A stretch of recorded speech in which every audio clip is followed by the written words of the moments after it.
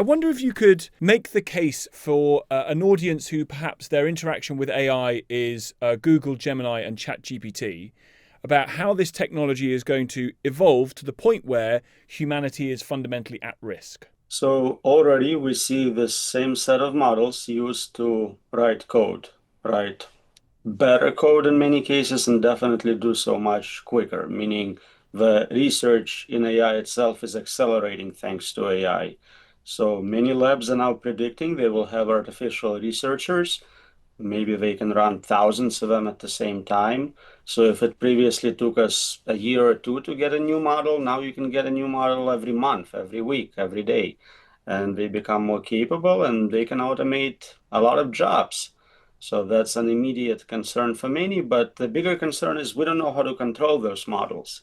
So if they become as smart or smarter than us, it's possible they decide to harm us in some ways, and we cannot really prevent that since we have no idea how to control them. Which jobs do you think are going to be first to go? So anything you do on a computer is very likely to be automated. Right now, it seems that junior programmers are probably not going to have a very good time, but eventually anything, accountants, tax preps, web design, all of Yeah. that. I'll share some a personal story from my Christmas, Roman. I got, because having my midlife crisis rather early, I got a set of DJ decks for my Christmas, and I was playing around with this thing, and it's very exciting, and I'm not very good at it, but within 5 minutes of playing around with this thing, sort of didn't understand why this is still the thing that humans do. This is so easily done by a computer. It kind of felt to me like this was obviously going to be a thing that was done away. Or is there some human element of creation and creating that is still going to be important? So there are two types of jobs. Jobs you do to get money and you hate your job, and jobs you do because they're fun and they happen to pay you for it. So I think the jobs where you enjoy yourself can continue. You may just not get paid anymore. It will become a hobby. But many jobs where you wish you didn't have to do it will be fully automated. That could include a hell of a lot of things for people, couldn't it? Because a lot of people seem to hate their jobs. Most jobs are like that. Many jobs have kind of hybrid nature. You like part of it, but you hate long meetings, pointless bureaucracy, paperwork. So some jobs will be improved with automation of boring parts. One of the things our Prime Minister says is that the technological revolution will create lots of jobs. Someone's going to have to be there to help the machine understand what it needs to do, etc. Do you see that as compensating for the job losses in any way? In the short term, you might have new jobs appear. For example, if you're building robots, somebody has to maintain them. But long term, and by long term, I mean maybe 5 years, all those jobs can also be automated. So it's unlikely to be a process where the creation of new jobs offsets hundreds of thousands of millions of jobs lost. In 5 years? Well, already today, I think AI models are better than most humans in many domains. We're talking about cognitive labor on a computer. Physical labor is different. We Mm-hmm. still don't have humanoid robots deployed, but so many companies are now in that space working on them. They're saying we're going to have thousands to millions available within a year. And if that process deploys as expected, in 5 years, even physical labor will be threatened. Because I was reading over Christmas a lot of concern that the kind of the tech bubble, the AI bubble in the United States, which is driving a lot of the stock market increases, that is going to burst because there's limited use case for this technology quite yet. They don't quite know how to monetize it. But your suggestion is that we are about to enter a period of human history that we have never been in before, of complete transformation. All right, so the stock is pricing in the next level jump in this capability. So you go from having tools to having agents with human-like capability. That really represents free labor. Free labor cognitive, free labor physical labor. So what is the value of all human labor? We're talking about trillions of dollars.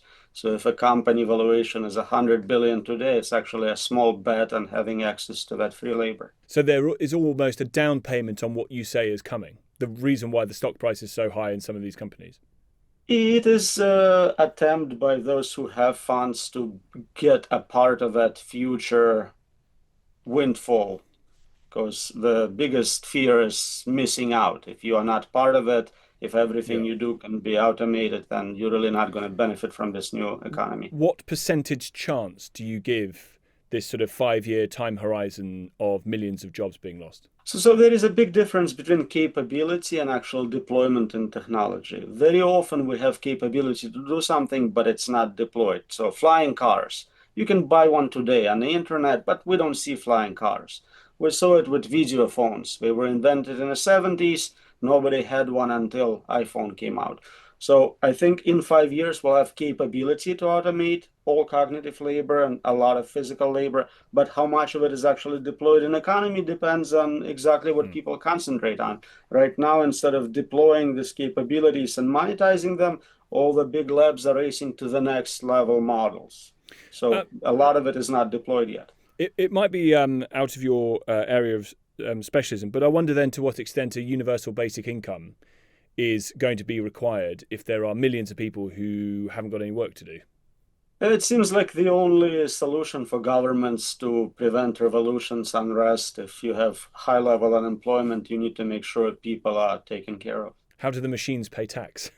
Well, it's exactly the same as before. If somebody's making a profit, governments like to take a part of it. It's nothing new. From the companies that are making the technology? Absolutely. So you're taxing Microsofts and Googles of the world who are making hyper profits because now the labor is free. Yeah. There's just not as many of them as the people who were doing the labor in the first place, I guess. I think it's all the same kind of economic profit. Instead of individual getting it, now the company keeps that share of Hmm. their pay. So I think the total revenue might stay the same or grow because we can produce so much more now. Obviously, losing your job is a bad idea, but the idea of getting a universal basic income, of having a life that is much faster, much easier, and potentially with more money going into things like public services, that sounds like a relatively positive outcome for what could be something incredibly negative. Although your suggestion I see is that AI is almost certainly going to wipe out humanity within a century. So it might be good for a bit, but it's ultimately going to go very badly wrong. Why? So there are different types of AI we refer to with the same word. We say AI, but we mean AI as a tool, AI as human level, and even super intelligent systems. So I specifically concentrate my negative predictions on the super advanced AI systems, which are smarter than all of us combined. We don't know how to control them, so that is likely to be a bad idea to create them. I'm very happy with AI tools being deployed and monetized. So I think this is actually something we see happen right now. Dumb question. How are we going to know that the AI is smarter than us? What is the sort of the telltale giveaway that it's going to be able to do? And we go, blimey. Developers of those models, they test them continuously. They know exactly how well they perform on different tasks, such as programming, such as mathematical competitions.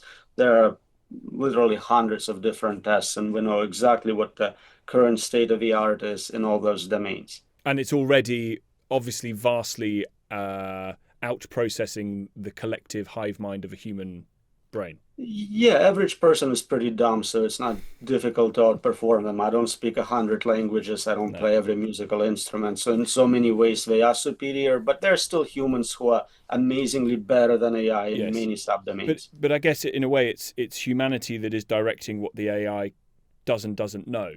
At what point will the AI be able to know something that a human couldn't know or wouldn't know?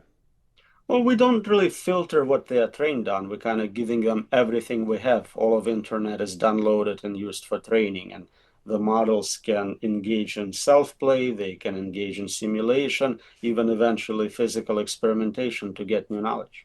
And is that happening? Physical experimentation? Yeah, you can connect AI to lab equipment and perform. Right now, those are simple experiments, mixing chemicals, sustaining living cells, but there is no limit to what you can do once you have advanced robotics available in that space.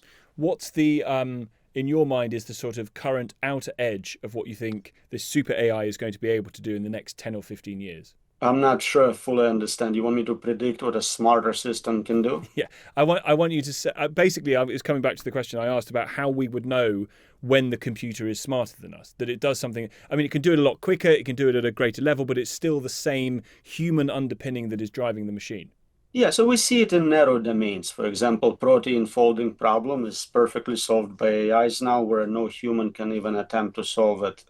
We see great progress made in, again, programming, mathematical proofs. I have colleagues in different domains of science who are all saying now the system is a great assistant, saving them lots of time, but there are problems which no human knows how to solve. For example, there are millennial problems, which are frequently cited. They have a big cash price. The prediction is those systems will be able to solve problems at that level. One of the problems that I noticed that AI was helping to solve, I can't remember what the prize was, but it was to be able to decode the language spoken by whales to one another, and then translate that language into something approaching English, and then program it back so that we could speak sort of interspecies to other animals, which would be absolutely astonishing and presumably very possible. It seems like it should be possible. I don't know how complex their language actually is, so it may not be as exciting of a conversation as you think it might be, but Oh, I'm ready for it. definitely exciting to find out.